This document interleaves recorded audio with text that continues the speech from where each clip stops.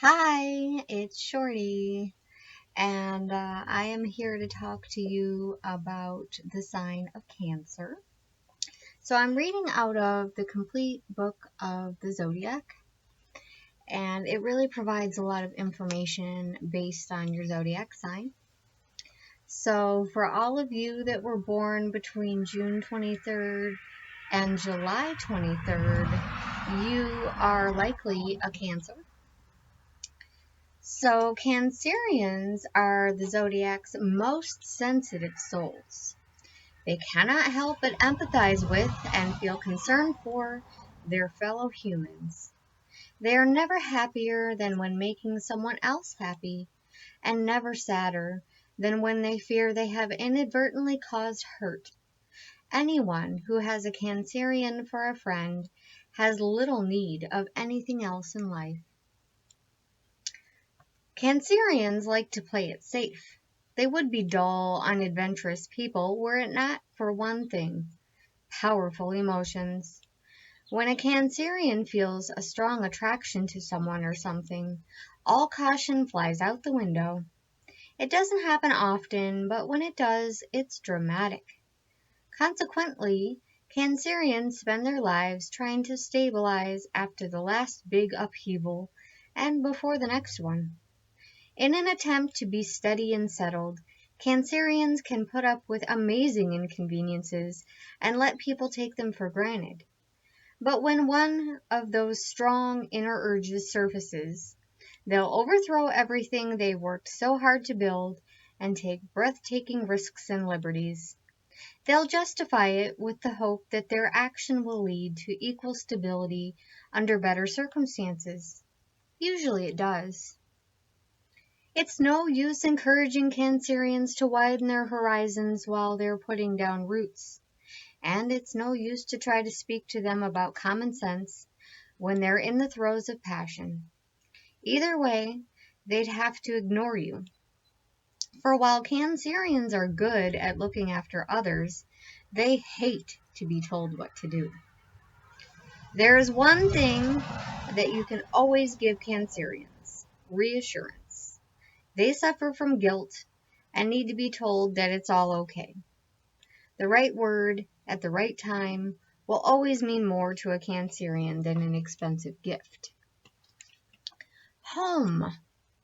You can recognize a Cancerian home as soon as you walk into it. It's soft, homey, womb-like.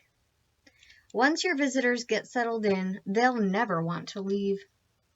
Although Cancer is the sign of the crab, you have no inclination to carry your home on your back. The very idea of living without a fixed abode is enough to make you retreat into your shell. To you, home is the most important place in the whole world, and it has to be made cozy at all costs. You delight in creating a safe haven, a secure, warm, welcoming, comfortable, and friendly place. As long as you know you have a space where you can do this, you don't really care if it's a mansion or a humble hut. Your ideal house number is 69. No, it has nothing to do with that. It's just that it happens to be the zodiac symbol for Cancer. Clothes. Cancerians like clothes that make them feel safe. Even those who dress glamorously will have one regular item which they feel naked without. Some people choose clothes that will help show off their personality. Cancerians tend to prefer clothes that will mask it. This doesn't mean you pick dowdy items.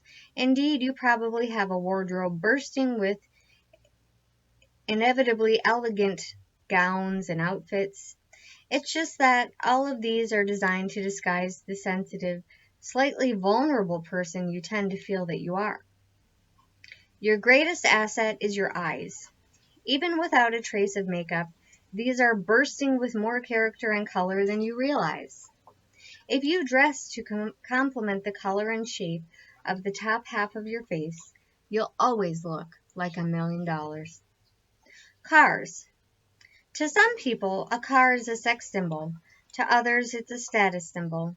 To a Cancerian, it's a sort of mobile closet. Never mind the size of the engine. You want to know about the size of the glove compartment. Will it hold all your tapes, cosmetics, slippers, sandwiches, and maps?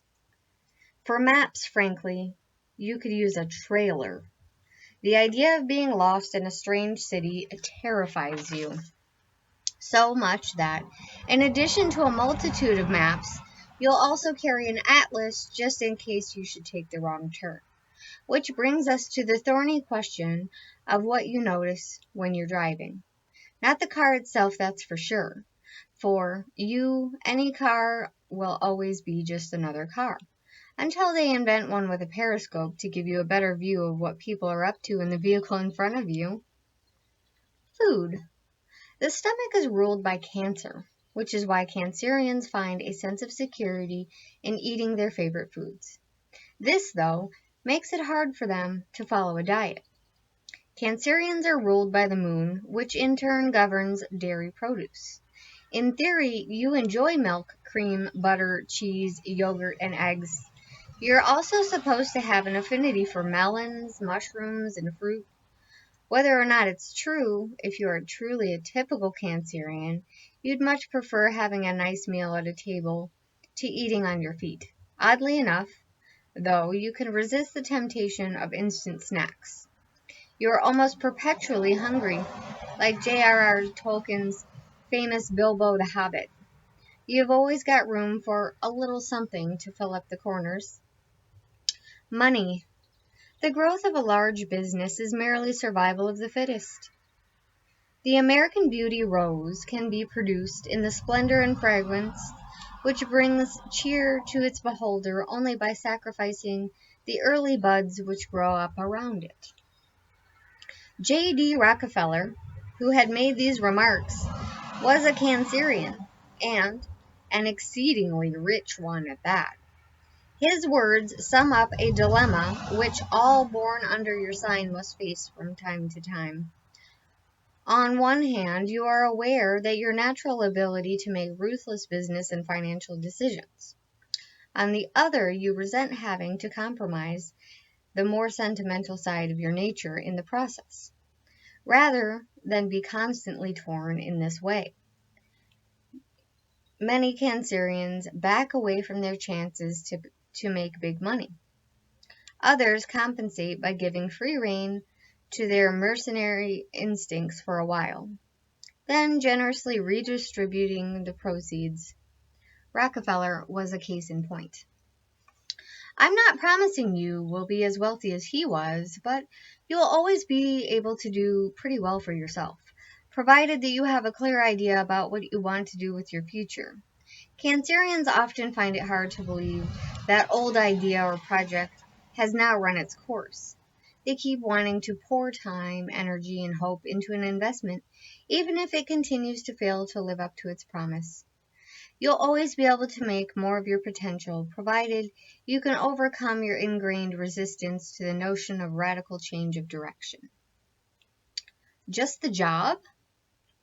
Baker, bathhouse attendant, builder, caretaker, caterer, cook, dairymaid, fishmonger, glassblower, gynecologist, home economist, kindergarten teacher, hotelier, innkeeper, jacuzzi maker, laundry person, mushroom grower, mammologist, market gardener, nurse, nutritionist, plumber, sailor, shopkeeper, social worker. 5 ways to cash in. Respond only to every other charity appeal you get, instead of all of them. Rent an apartment above your local branch of the WWF to save on bus fare. Entertain a little less lavishly. Start charging wear and tear on your shoulder to those who keep crying on it. Stop being frightened of grown-ups or people whom you see as authority figures. 5 ways to branch out. Run a home for waifs and strays in a depressed inner-city area. Run for Congress and eventually become Secretary of the Interior. Run a healing center, which people will rush to enter. Run a bar and become known as the happy host. Run away to sea, make your fortune, buy a boat, and open up a floating supermarket. Love. Sensuality is a word for cancerians. They have a keen appreciation of touch, taste, and smell, especially in love.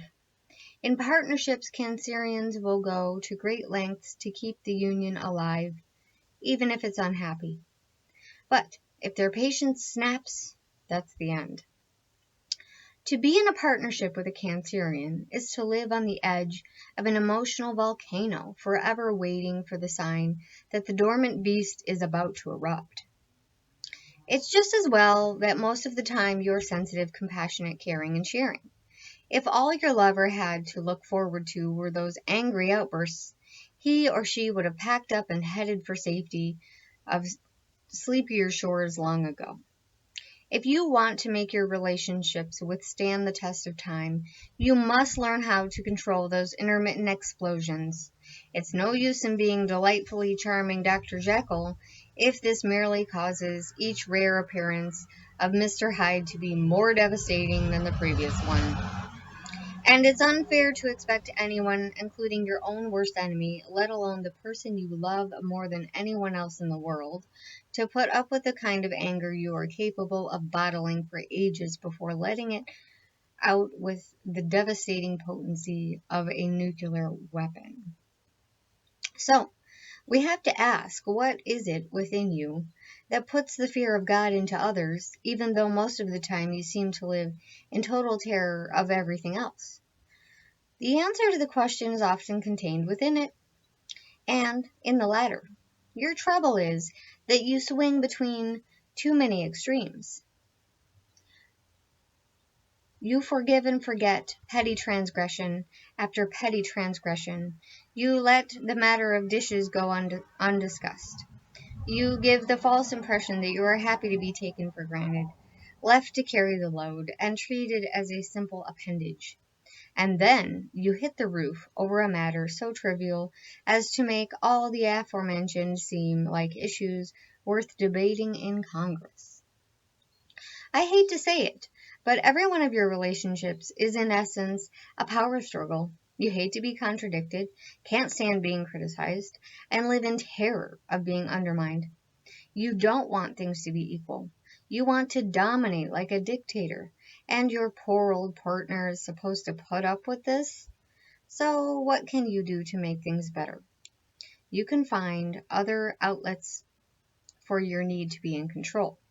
Instead of putting all of your energy into the relationship, you should put as little as possible into it, on the grounds your idea of less is inevitably going to be most people's idea of far more than necessary.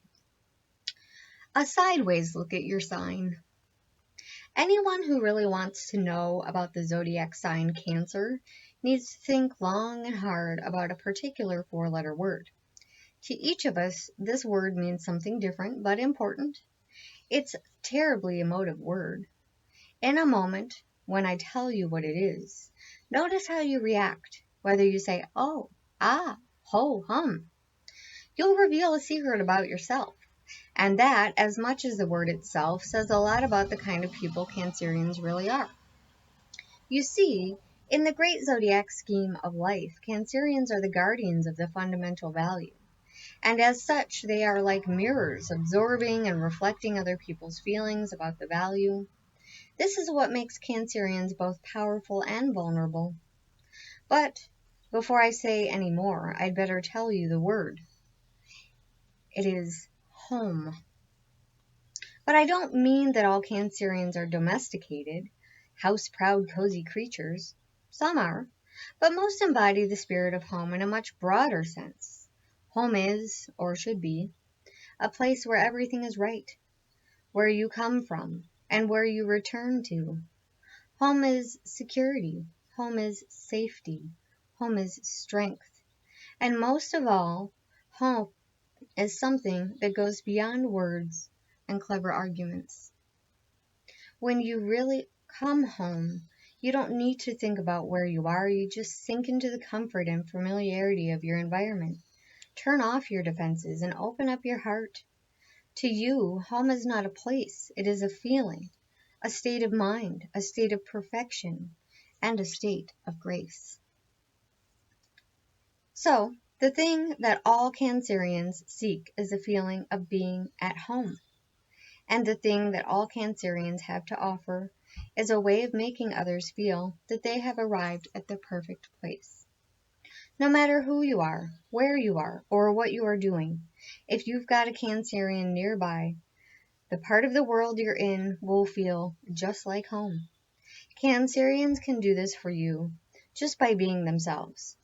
They don't always do it as you meet them, but never doubt that they are able to, and don't assume that they will foist their idea of home on you.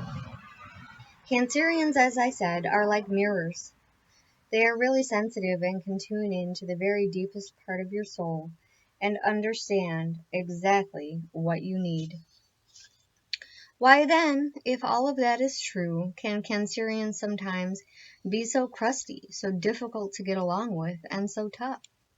Well, there are two reasons for this, both linked to the fact that Cancer is the sign of the crab. Reason one is that, just as a crab has a hard shell but a soft underbelly, Cancerians protect themselves from their own sensitivity by pretending to be harsh. Only when they feel safe enough to come out of their shell will you discover how sweet they are underneath. Reason two is that crabs live by the sea. They only come out when the tide is out, and the thing that makes the tide go in and out is the moon. The lives of the crabs and the Cancerians are ruled by the moon, and like the moon, they go through phases. That's why Cancerians sometimes seem to be moody. So we have learned a lot of really special things about the Cancerians in our lives, or ourselves if you are a Cancerian. And so to all of the Cancerians out there that will be celebrating a birthday or are celebrating a birthday today, I hope that you find this information helpful. Happy birthday, and I love you.